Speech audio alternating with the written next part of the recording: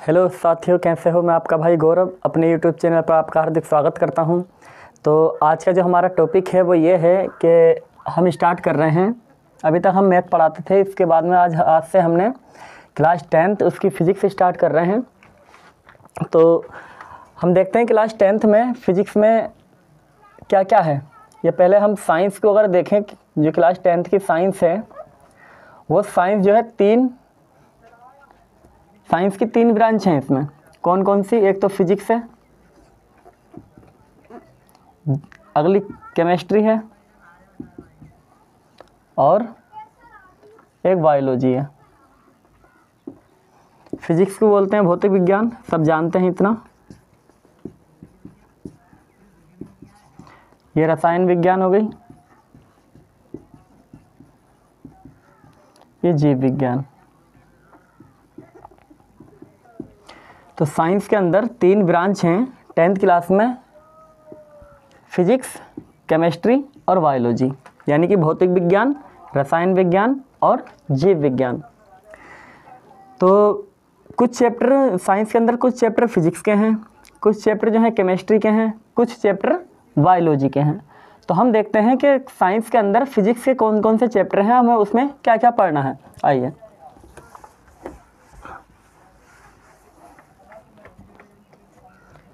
तो अगर हम फिजिक्स की बात करें 10th क्लास की, तो इसके अंदर सबसे पहले नंबर पे चैप्टर आता है जिसका नाम है प्रकाश का परावर्तन। प्रकाश का परावर्तन तथा अपवर्तन। अगला चैप्टर जो है, अब देखो किसकी एनसीईआरटी बुक में ये पूरा चैप्टर एक ही में दे रखा है। प्रकाश का परावर्तन, अपवर्तन, लेंस वेंस सब इसी में है। लेकिन जब पीछे की जो बुक आती थी जिस समय एनसीईआरटी नहीं थी, और अभी भी कुछ बुक हैं जिसमें परावर्तन चैप्टर अलग है, अपवर्तन अलग है, लेंस अलग है।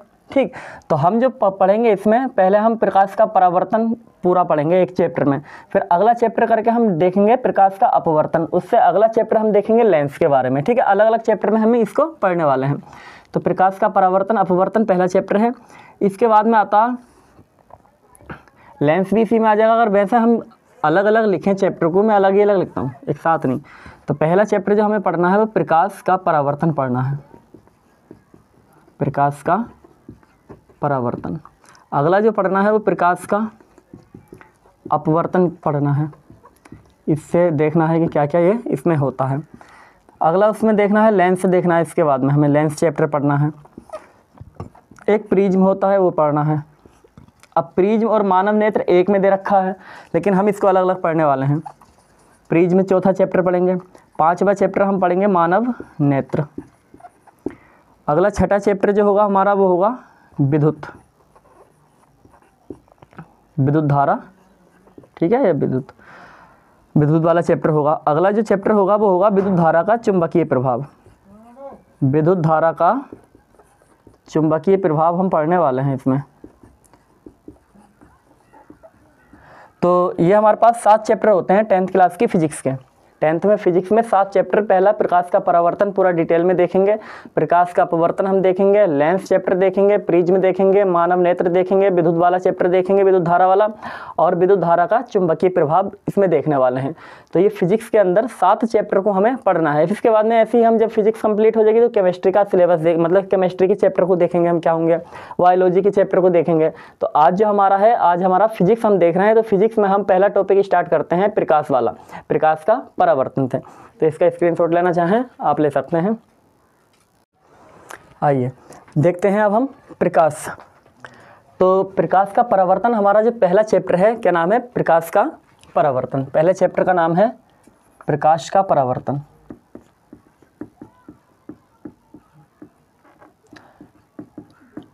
प्रकाश का परावर्तन ये चैप्टर है। अब प्रकाश के परावर्तन से पहले हमें सबसे पहले पता होना चाहिए प्रकाश के बारे में कि भाई प्रकाश क्या चीज़ है, प्रकाश क्या चीज़ है। तो अगर हम देखें प्रकाश क्या चीज़ है, तो प्रकाश सर्दियों में अगर हम देखते हैं तो सर्दियों में सबसे पहले हम देखते हैं कि भाई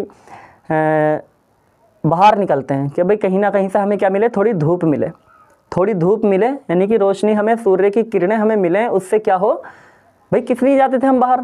सर्दी का मौसम आया, जब सर्दी का मौसम आया तो हम बाहर निकलते थे सूर्य की किरणें यानी कि सूर्य की जो रोशनी है उसको लेने के लिए। अब वो लेने हम क्यों निकले? क्योंकि हमें क्या लग रही थी? ठंड लग रही थी। हमें ठंड लग रही थी, हम बाहर निकलेंगे भाई थोड़ी सी हमें क्या मिलेगी? गर्माहट मिलेगी, यानी कि हमें एनर्जी मिलेगी। यहाँ से पता चला कि क्या मिलेगी? हमें एनर्जी। तो यहाँ से हमें एक चीज़ का पता चला कि भाई सूर्य का जो प्रकाश है वो एक प्रकार का क्या है? हमें ऊर्जा दे रहा। प्रकाश जो है सूर्य एक प्रकार की क्या कर रहा है? हमारे लिए एनर्जी का काम कर रहा है। तो जो सूर्य का प्रकाश है, जो भी प्रकाश है वो एक प्रकार की क्या होता है? ऊर्जा होता है। तो ये बात हमें समझ में आ गई कि प्रकाश एक क्या है? एक प्रकार की ऊर्जा है। अब ठीक, अब हमसे बोला भाई मम्मी ने कि भाई उस कमरे में जाओ और कमरे में से अंधेरा कमरे में अंधेरा है, वहाँ से बोला कि भाई उस कोने में वो कोई चीज़ रखी है वो उठा के ले आओ, बोला किसी लड़की को, उसकी मम्मी ने। अब वो लड़की गई अंदर कमरे में, जाने के बाद देखने लगी कि भाई कुछ नहीं दिखाई दे रहा, क्योंकि कमरे में क्या है? अंधेरा है। तो कमरे में क्या है? अंधेरा है। अंधेरे अब उसको वो चीज़ देखनी है तो क्या करेगी वो? सबसे पहले या तो वो बल्ब ऑन करेगी, स्विच ऑन करेगी, बल्ब जलाएगी या कैंडल जलाएगी, या हो सकता है कुछ भी, मतलब ऐसी कोई चीज़ जलाए जिससे रोशनी उत्पन्न हो जाए। कोई ऐसी चीज़ जलाए जिससे रोशनी उत्पन्न हो जाए। हो सकता है कि वो अपने घर का स्विच ऑन करे और बल्ब को जलाए, फिर वो चीज़ देखें। तो उसने बल्ब को जलाया, बल्ब जब जला तो उसने रोशनी दी। तो रोशनी जब दी तो रोशनी मतलब उसने बल्ब क्यों जलाया? बल्ब उसने किसी चीज़ को देखने के लिए जलाया। तो जब वो बल्ब किसी चीज़ को देखने के लिए जलाया तो इसका मतलब यहाँ से ये पता चल गया कि भाई वो चीज़ जो दिखी है वो उस रोशनी की वजह से दिखी है, जो हमें अंधेरे में नहीं दिख रही थी। तो यहाँ से ये दो लाइन पता चली हमें कि प्रकाश एक प्रकार की ऊर्जा है जो हमें वस्तु दिखाने का काम करता है। अब देखा प्रकाश स्वयं में दिखाई नहीं देता।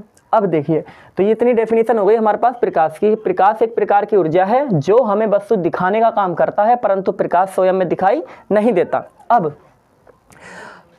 अब इसके बाद में हमें कोई भी चीज़ दिखाई कैसे देती है? कोई भी चीज़ है, कोई भी वस्तु है, वो हमें दिखाई कैसे देती है? तो देखो, इसके लिए हमें कोई भी चीज़, जैसा भी ये मार्कर है, ये मुझे दिखाई दे रहा है मार्कर, ठीक, ये आप सभी को दिखाई दे रहा है, ठीक है। यहाँ पर ये जितने भी होंगे सबको ये मार्कर दिखाई देगा। मुझे आसपास की सारी चीज़ें दिखाई दे रही हैं, आप लोगों को भी दिखाई दे रही होंगी। तो ये क्यों दिखाई दे रही हैं? क्योंकि मान के चलो ये हमारे पास सूर्य है, यहाँ पर कोई चीज़ रखी है जिसको हमें देखना है, कोई चीज़ है जिसको हमें देखना है। यहाँ पर ये खड़ा है जिसको क्या करना है? कोई चीज़ देखनी है, इसको देखनी है। अब सूर्य का प्रकाश, अब ये जो लड़की है, जो भी है, चलो इसको ये चीज़ देखनी है, इस चीज़ को इसको देखना है, इसको ये दिखाई दे रही है। कैसे दिखाई दे रही है? तो कभी भी कोई भी चीज़ अगर दिखाई देती है, अच्छा इससे पहले हमें दो चीज़ों के बारे में पता होना चाहिए। एक तो आपतित किरण और एक परावर्तित किरण। परावर्तित किरण, देखो आपतित किरण क्या होती है? मतलब किसी स्रोत से आने वाली किरण। स्रोत का मतलब कि सूर्य से आ सकती है, किसी बल्ब से आ सकती है, कैंडल से आ सकती है, तो जिससे आ रही है वो स्रोत होता है। तो आने वाली किरण जिसको बोलते हैं, जो डायरेक्टली से सूर्य से आ रही है, बल्ब से आ रही है, मोमबत्ती से आ रही है, तो उसको बोलते हैं हम आपतित किरण। अब परावर्तित किरण क्या है? परावर्तित किरण यह है कि किसी चीज़ पे टकराने के बाद वो किरण वापस लौट गई। किसी चीज़ पे टकराने के बाद वो किरण वापस लौट गई, तो जो वापस लौट के गई है उस किरण को बोलते हैं हम परावर्तित किरण। तो अब इसको ये देखनी है वस्तु। अब देखो, इस पर प्रकाश पड़ा, ठीक, इस पर जब प्रकाश पड़ा तो ऐसा होगा, ये वस्तु कैसी है? ये वस्तु है हमारे पास में, इसने क्या किया होगा? प्रकाश को परावर्तित किया। जैसे इसके ऊपर प्रकाश पड़ा, जैसे इसके ऊपर प्रकाश पड़ा, इसने प्रकाश को अपनी दिशाओं में, सभी दिशाओं में परावर्तित कर दिया। परावर्तित का मतलब सभी दिशाओं में वापस लौटा देना। तो जैसे इस पर प्रकाश पड़ा, इसने इस प्रकाश को अब सभी दिशाओं में क्या कर दिया? परावर्तित कर दिया। सभी दिशाओं में, इधर प्रकाश सभी दिशाओं में परावर्तित हो गया। अब एक किरण ऐसी भी होगी कि जो यहाँ टकराने के बाद इसकी आंखों पे जा रही होगी, यहाँ पर, यानी कि सूर्य से प्रकाश पड़ा इस पर पड़ने के बाद एक किरण ऐसी भी होगी जो सीधी इसकी आंखों पर भी गई होगी। तो ये जो इसकी आंखों पर गई है वो किरण, यहाँ से जाने के बाद, इस वस्तु पर टकराने के बाद, वो किरण जो इसकी आंखों पर गई है उसकी वजह से इस लड़की को ये वस्तु दिखाई देगी, वरना वस्तु दिखाई नहीं देगी। जब तक ये किरण टकराने के बाद वो उसकी आंखों पर नहीं पहुंचेगी तब तक वो वस्तु दिखाई नहीं देगी। अब जैसे ही मार्कर अभी मुझे दिखाई दे रहा, अभी मुझे ये दिखाई नहीं दे रहा। क्यों? क्योंकि अभी मैंने इसके आगे क्या लगा लिया, हाथ लगा लिया।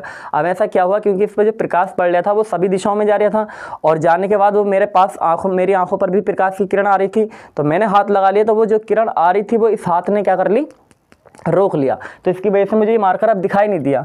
अब जैसे कि तो क्या कब दिखाई देती कोई भी वस्तु, कि जब किसी वस्तु पर प्रकाश पड़ता है तो वह वस्तु उस प्रकाश को परावर्तित कर देती है, और जब ये परावर्तित किरणें हमारी आंखों पर पड़ती हैं तो हमें वस्तु दिखाई देने लगती हैं। तो ये भी डेफिनेशन में इसमें प्रकाश की में शामिल कर देते हैं। क्या अब पूरी डेफिनेशन इस प्रकार की बन गई हमारी प्रकाश की, कि प्रकाश एक प्रकार की ऊर्जा है जो हमें वस्तुएं दिखाने का काम करता है, परंतु प्रकाश स्वयं में दिखाई नहीं देता। जब किसी वस्तु पर प्रकाश पड़ता है, जैसे इस वस्तु पर जब किसी वस्तु पर प्रकाश पड़ता है तो वह वस्तु उस प्रकाश को परावर्तित कर देती है, और जब ये परावर्तित किरणें हमारी आंखों पर पड़ती हैं तो हमें वस्तु दिखाई देने लगती है। ये हो गई प्रकाश की डेफिनेशन। एक बार फिर, कि प्रकाश एक प्रकार की ऊर्जा है जो हमें वस्तुएं दिखाने का काम करता है, परंतु प्रकाश स्वयं में दिखाई नहीं देता। जब किसी वस्तु पर प्रकाश पड़ता है तो वह वस्तु उस प्रकाश को परावर्तित कर देती है, और जब ये परावर्तित किरणें हमारी आंखों पर पड़ती हैं तो हमें वस्तु दिखाई देने लगती है। तो ये हो गई हमारे पास प्रकाश की डेफिनेशन।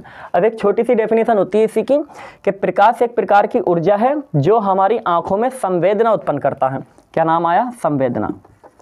संवेदना का मतलब भी यही होता है कि वो हमारी भाई संवेदी अंग कौन कौन से हैं, जिनको ज्ञानेंद्रिय बोलते हैं? 5 हैं। आँख हो गई, नाक हो गई, कान हो गया, जीभ हो गया, और हमारी त्वचा हो गई। तो ये संवेदी अंग हैं। तो इसमें से एक संवेदी अंग हमारी आँख भी है।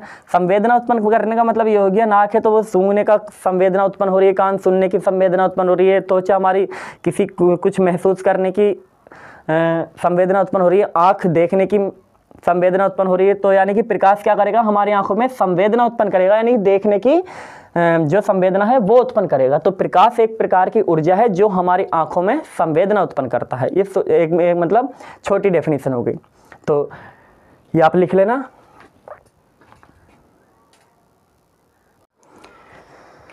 देखिए अगला हमारे पास है प्रदीप्त वस्तुएं और अदीप्त वस्तुएं। देखो, अदीप्त या अप्रदीप्त एक ही मतलब है, दोनों चीज़ों का एक ही मतलब है। आप प्रदीप्त बोलो या अदीप्त बोलो, एक ही मतलब है। तो देखिए प्रदीप्त वस्तुएं क्या हैं, फिर उसके बाद में अदीप्त वस्तुओं को देखेंगे हम। देखो, प्रदीप्त वस्तुएं वो वस्तुएं होती हैं जो प्रकाश स्वयं उत्पन्न करती हैं। वो सारी वस्तुएं जो प्रकाश स्वयं उत्पन्न करें प्रदीप्त वस्तुएं कहलाती हैं। जैसे सूर्य महाराज हो गए, सूर्य हो गया, बल्ब हो गया, मोमबत्ती हो गई, ये सारी क्या है, सब प्रदीप्त वस्तु है। बल्ब हो गया, सूर्य हो गया, मोमबत्ती हो गई, ये सारी की सारी प्रदीप्त वस्तु हैं, क्योंकि इन्हें किसी की ज़रूरत नहीं है प्रकाश उत्पन्न करने के लिए, ये अपना प्रकाश स्वयं उत्पन्न करती हैं। तो वह वस्तुएं, डेफिनेशन क्या लिखोगे, वह वस्तुएं जो प्रकाश स्वयं उत्पन्न करती हैं प्रदीप्त वस्तुएं कहलाती हैं, जैसे सूर्य, बल्ब, मोमबत्ती आदि। अब इसके बाद में अदीप्त वस्तुएं। अदीप्त वस्तुएं वह वस्तुएं जो प्रकाश स्वयं उत्पन्न नहीं करती हैं, वह वस्तुएं जो प्रकाश स्वयं उत्पन्न नहीं करती हैं, परंतु प्रदीप्त वस्तुओं की सहायता से प्रकाश उत्पन्न करती हैं, प्रकाश उत्पन्न करती हैं। जैसे दर्पण मतलब शीशा, दर्पण हो गया, मेज हो गया, मेज हो गई, कुर्सी हो गई आदि कर दो। अब देखो कैसे दर्पण मतलब शीशा कैसे है। बचपन में हमने खूब किया होगा, शीशे, सूर्य की तरफ लाइट मारी, शीशे में लाइट ली और किसी की आंखों पर मारते थे हम, शीशे से मारते थे। तो वो जो सूर्य से लाइट आई है शीशे में, उसके बाद जो निकल के गई है, तो सूर्य से पड़ी शीशे पे, फिर बाहर निकली। तो जो शीशे ने प्रकाश उत्पन्न किया बाहर, देखा होगा उसको, शीशे को जब अंधेरे कमरे में मारोगे तो उजाला हो जाता था। तो वो क्या, कौन उजाला कर रहा, वो शीशा, यानी कि दर्पण है वो उजाला कर रहा। तो दर्पण खुद थोड़ी कर रहा, क्योंकि उसने सूर्य का इस्तेमाल किया, और सूर्य क्या है, एक प्रकार का प्रदीप्त वस्तु में आता। तो वो वस्तुएं जो प्रकाश स्वयं उत्पन्न तो नहीं करती, परंतु प्रदीप्त वस्तुओं की सहायता से करती हैं, क्या कहलाती हैं, अदीप्त वस्तुएं कहलाती हैं। ऐसी मेज हो जाती है, मेज जैसे शीशे वाली मेज होती हैं, उसमें क्या बोलते हैं, परछाई जैसी कमरे में जाती है उसकी, तो उस जगह पर उजाला होता है। ऐसी कुर्सी हो गई आदि, ये हमारे पास हो गई अदीप्त वस्तुएं।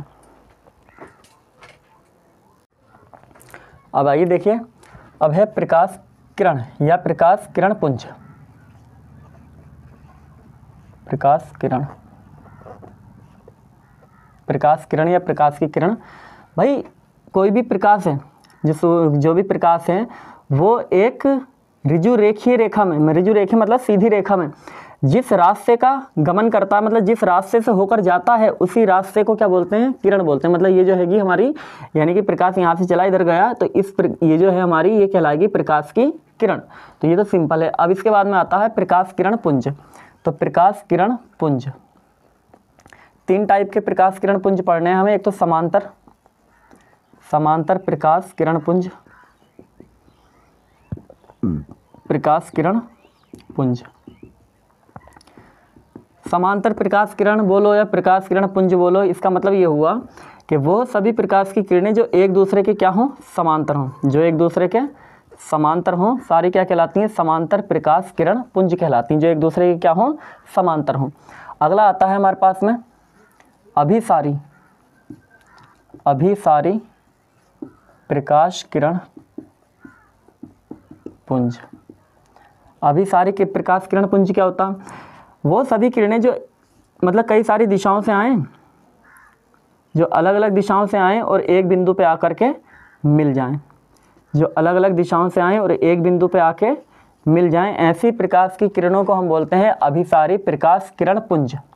जो सब मतलब अलग अलग दिशाओं से आएँ और एक बिंदु पे आके मिल जाएं। देखो ये तीर जरूर किधर की तरफ लगना, इधर आ रही हैं, कहने का मतलब इधर की तरफ आ रही हैं। तो वो सभी प्रकाश की किरणें जो अलग अलग दिशाओं से आती हैं और एक ही बिंदु पर मिल जाती हैं, उन सभी को बोलते हैं हम अभिसारी प्रकाश किरण पुंज। इसके बाद में अगला आता है तीसरा अपसारी प्रकाश किरण पुंज। अपसारी प्रकाश किरण पुंज क्या होता है,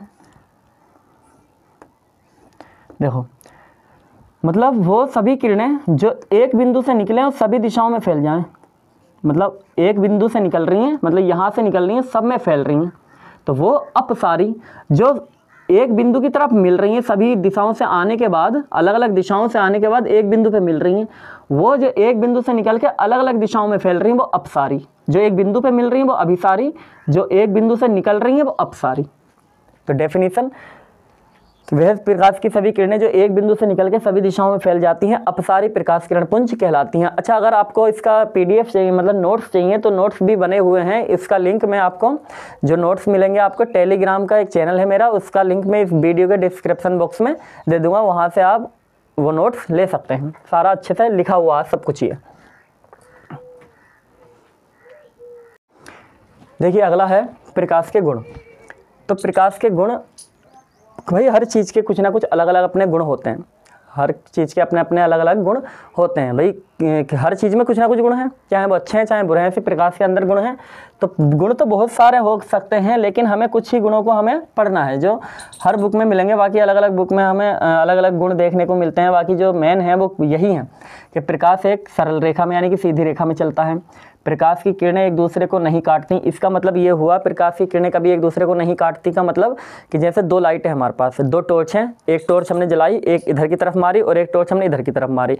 अब दोनों की जो रोशनी जा रही निकल के उसको इस प्रकार से क्रॉस कराओ, इस प्रकार से। तो इस प्रकार से जब क्रॉस कराओगे तो क्या ऐसा होगा कि बीच में यहाँ पे कट मतलब फॉल्ट हो जाए या कुछ हो जाए, या जो इधर जा रही थी वो इधर मुड़ जाए? रोशनी नहीं होगा ना, क्योंकि ये वाली टॉर्च सीधी निकल जाएगी और ये वाली टॉर्च सीधी निकल जाएगी। तो जो रोशनी एक दूसरे को क्रॉस करके निकल गई, इसका मतलब है कि वो एक दूसरे को उन्होंने नहीं काटा। तो इसका मतलब हो गया प्रकाश की किरणें एक दूसरे को नहीं काटती हैं। निर्वात में प्रकाश की चाल 3 × 10⁸ मीटर प्रति सेकंड होती है। ये चीज़, ये बहुत इंपॉर्टेंट चीज़ है। 3 × 10⁸ मीटर प्रति सेकंड।